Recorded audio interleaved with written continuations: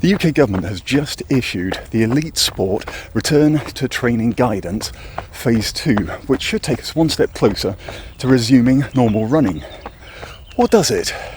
In this video, we're going to explore how this document may impact running, certainly around running events and running in groups, and whether any of that can actually happen before a vaccine is found.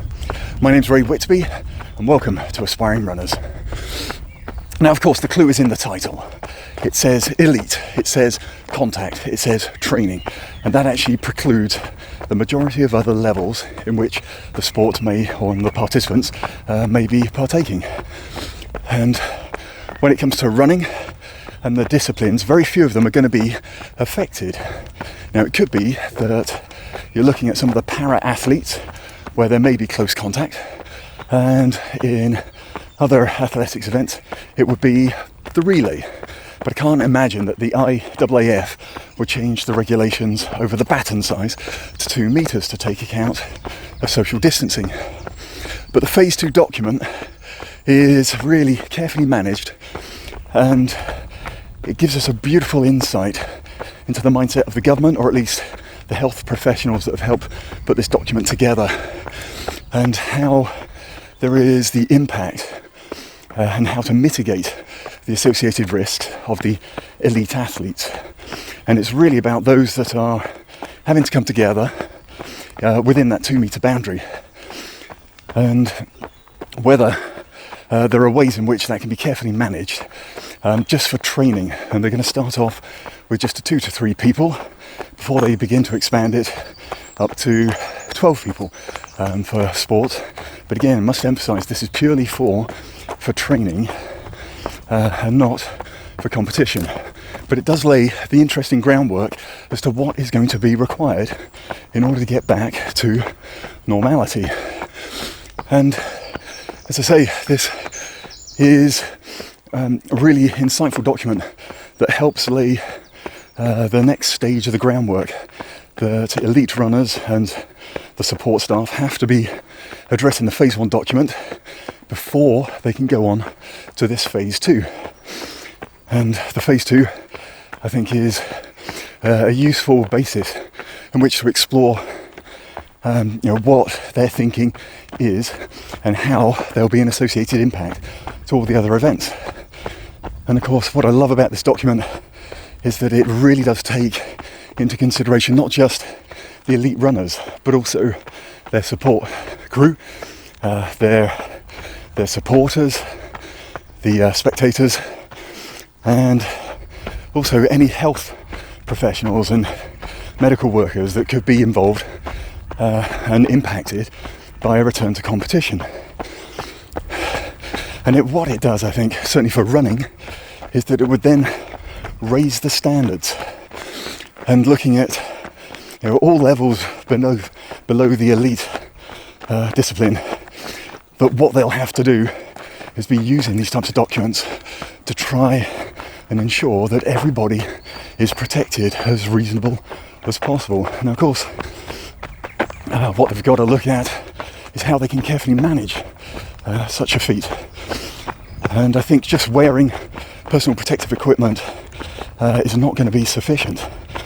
That race organisers would have to look at the hot spots, which would be the start line, the finish area, and any pinch points along any route that's created.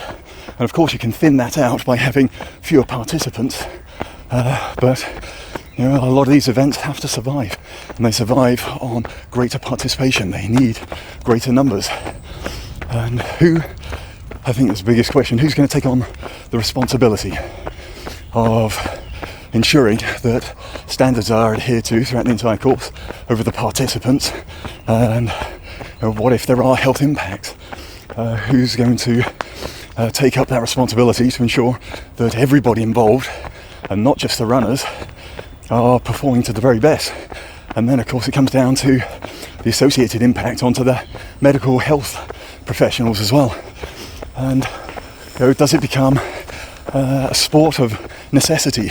Does it need to be done? Do we need to have that level of impact and potential risk for holding these race events and these meetings and running in groups again, is it worth it compared with the associated cost as well as lives and using up valuable equipment that may be needed elsewhere in more critical areas. So I think there's certainly an ethical issue that needs to be addressed.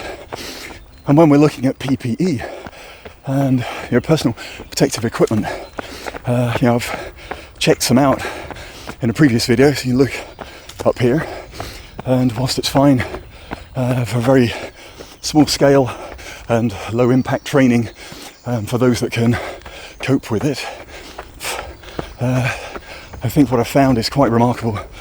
It certainly shocked me. I thought there'd be a more of an even distribution about whether runners would actually want to wear face masks and face coverings during running. So please check out this video. You'll be able to find out. Now, phase 2, as I say, what I found is it doesn't directly affect the races at our level for runners. But I think what it does do is that it has a significant knock-on effect as to the standards that will have to be adhered to over the coming months, if not year or years, until a vaccine is found. But I also think that the participants, the runners themselves, probably would not want to go into those events until they could be assured of their own safety. So I think it's a fantastic insight to the mindset of where the future of our running may end up. And at least in my mind, it may be a case of race organisers going to have to rethink everything, put plans on hold for at least a year, not try to jump the gun unless they can come up with a way of facilitating the event safely for larger gatherings of people. So I think the key point here has got to be one of patience. It's got to be one of forward-thinking. But that's my take on it. You may disagree, but I think what I'd love to know is, are there safer ways of managing it? Could you have staggered start times? Could you corral people, keeping them distance? We have the technology, but a couple of thousand people at the start line, that's difficult to manage. And then, of course, a lot of the sports events and the running events, it's all about participation. It's about running in a cohesive group of like-minded abilities. And I think if you take that out, have you lost the heart of running or of the running events? Well, it'd be great to hear from you. So I'd love for you to leave comments below. It'd be great if you want to click subscribe and be notified of future updates, certainly pertaining to the coronavirus, COVID-19 pandemic, and the associated impacts on running. But please, if you liked it, smash that button and hit the bell notification. And thank you for joining me on this run, and catch you next time on Aspiring Runners.